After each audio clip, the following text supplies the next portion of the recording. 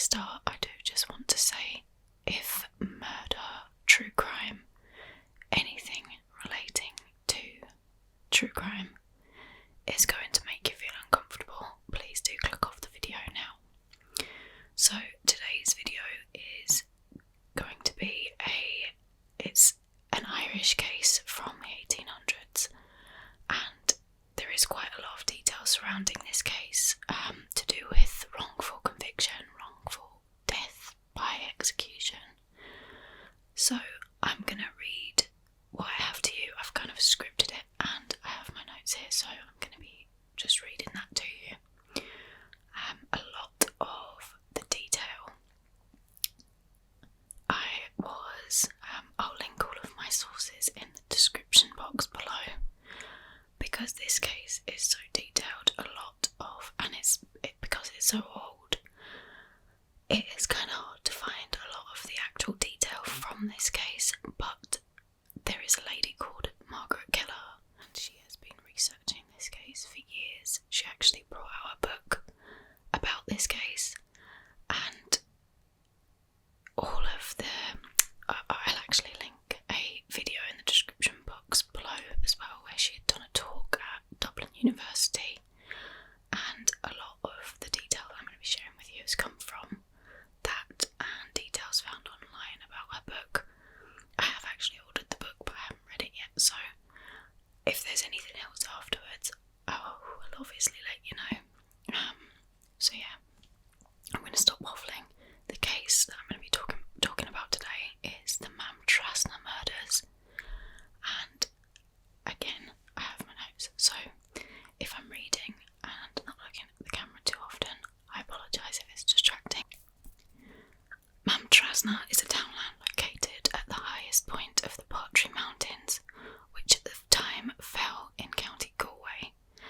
In the present day, Maamtrasna falls within County Mayo. This is due to border changes since the 1800s. The site where these murders took place is now 40 miles away from County Galway. The name Maamtrasna roughly translates to mountain pass crossing, and the location is a Northern Ireland with absolutely beautiful scenes, so it would be hard to believe that something so horrendous had happened here. In 1882, while Ireland was governed by the UK, the townland of Maamtrasna became the location of an infamous Irish murder case. Just a historic side note, it wasn't until 1922 when the Free State was created and part of Ireland, now known as the Republic, had gained their independence again. So, at the time of the murders, Maamtrasna was made up of less than 24 cottages and hovels. A large number of residents were monoglot Irish, which means that the first and only language is Irish, or was Irish. There were a number who had spoken both Irish and English, but for the monoglot Irish speakers, they were unable to speak or understand any English at all. On the evening of the 17th of August 1882, a local family made up of John Joyce, his wife Bridget, his mother Margaret, his daughter Peggy, and his son Michael were brutally murdered. All of the men were shot. John Joyce's son Patsy was also present and had been shot, but he was the only survivor of the family. All of the women had been brutally bludgeoned to death. It's noted that when the locals had found the bodies the following day, they didn't contact the police straight away, and a lot of this was because they were afraid that they would be implicated in the crimes. So Patsy he didn't receive any help until the police had got to the scene.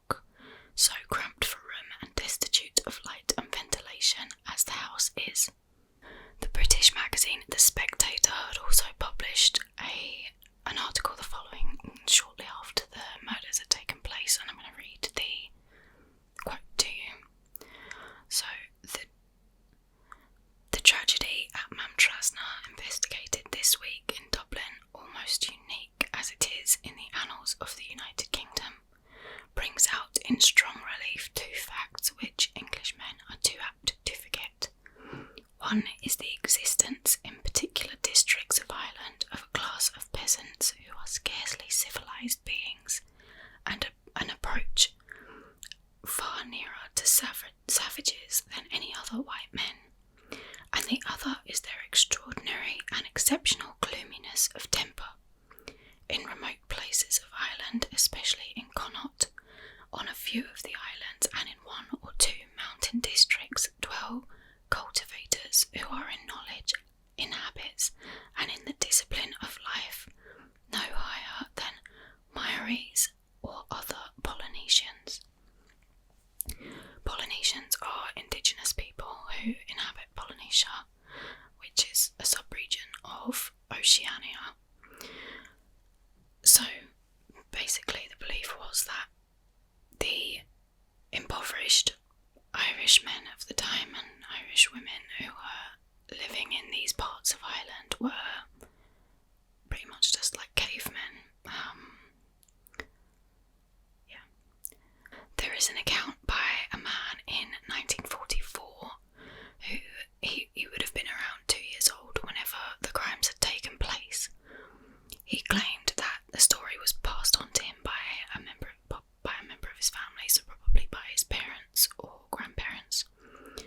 The claim was that the men had been shot first, and that the women were left behind. John Joyce's mother and wife stood outside the door of their homes, and his mother Margaret asked his wife Bridget, did she recognise the men who had done the shooting? She said yes, she recognised them all. The story goes that the shooters had then returned after they heard this and killed the women. The police believe that the murders may have been a result of local feud and may have been connected to the land war of the time. As the investigation was going on, the police arrested 10 men. 5 of these men were sentenced to life in prison. 3 of them were sentenced to death, and 2 of them became informants for the police. At the time they were known as approvers. So these 2 informants had testified against the other 8 men. So it was later actually discovered that one of these men had not been anywhere near the crime scene. So he couldn't have known who had committed the crimes. At the original trial, Patsy, the young boy that had been shot, it's believed that he was around 8 years old whenever this took place. He was able to provide a statement saying that the men who had carried out the killings had blackened faces, or that their faces were covered so they couldn't be identified. This was dismissed in court, and Patsy couldn't give his statement in court because the prosecution counsel had claimed that he wasn't able to understand the nature of an oath. So this was just completely drawn out. The approvers, or prosecution witnesses, they were known as then, their names were Anthony and John Joyce, and these were 2 men who had been arrested originally and then testified against the other 8 men. They were actually first cousins of John Joyce, who was murdered. They were also the first cousins of Miles Joyce, who was one of the men who was sentenced to death. He is actually quite an infamous figure in this case, and you'll understand why in a moment. The 3 men that were sentenced to death were Miles Joyce, Patrick Joyce, and Patrick Casey. The book that Margaret Keller actually wrote focuses quite a lot on Miles Joyce and the issues of language at the time, and the fact that the trial was just completely unfair. So Miles Joyce had proclaimed his innocence throughout this. He actually proclaimed his innocence right up until death, and whenever he was taken to the gallows in Galway jail, he had put up a fight because he didn't want to die. He didn't feel like he should be put to death, and unfortunately